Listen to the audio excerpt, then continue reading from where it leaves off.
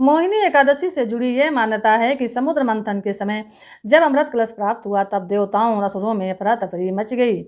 असुर देवताओं से अधिक बलशाली थे, जिसकी वजह से वो देवताओं पर भारी पड़ने लगे। जिसके बाद सभी देवताओं ने भगवान विष्णु से मोहिनी का रूप धारण करने का आग्रह किया और भगवान ने मोहिनी रूप धारण कर असुरों को अपने मोह जाल में फंसाकर सारा अमृत देवताओं को पिला दिया। इससे सभी देवताओं ने अमृत प्राप्त किया। इसी वजह से इस एकादशी को मोहिनी एकादशी कहा जाता है। पौराणिक कथा के अनुसार सरस्वती नदी के तट पर भद्रावती नगर था। वहाँ द्युतिमान नामक चंद्रवंशी राजा का राज्य था। इस नगर में विष्णु भक्त धनपाल नाम का एक वैश्य भी रहता था। उसने नगर में भोजनालय, प्याऊ, कुएं, तालाब, धर्मशालाएं बनवाई थीं।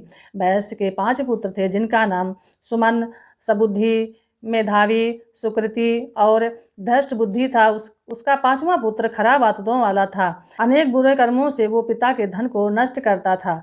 उसके कर्मों से परेशान होकर धनपाल ने उसे घर से निकाल दिया। जिसके बाद भूख प्यास से परेशान धनपाल के पुत्र ने चोरी का रास्ता अपना लिया। एक दिन वो चोरी करता हुआ पकड़ा गया, लेकिन राजा ने भी धनपाल का पुत्र जानकर कोई कठोर दंड नहीं दिया। लेकिन धृष्ट बुद्धि ने चोरी का रास्ता नहीं छोड़ा और एक दिन फिर से चोरी करते हुए पकड़ा गया। दूसरी बार पकड़े जाने पर राजा ने उसे कारावास में डाल दिया, जहां उसे कठोर दुख दिए गए और बाद में उसे नगर से निकाल दिया गया। जिसके बाद वह वन में जाकर रहने लगा। 7 पशु पक्षुओं का शिकार करके अपना जीवन चलाने लगा। एक दिन वो भूख और प्यास से व्याकुल खाने की तलाश में कौंडिन्य ऋषि के आश्रम पहुंच गया। उस समय वैशाख मास था और ऋषि गंगा स्नान कर वापस आ रहे थे। ऋषि के भीगे वस्त्रों के छींटे उस पर पड़ने से उसे कुछ ज्ञान की प्राप्ति हुई।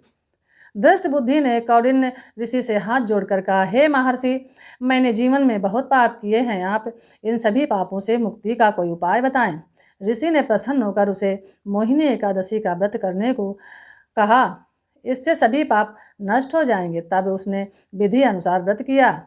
इस व्रत के प्रभाव से उसके सभी पाप नष्ट हो गए और मृत्यु के बाद गरुड़ पर बैठकर विष्णु लोक गया।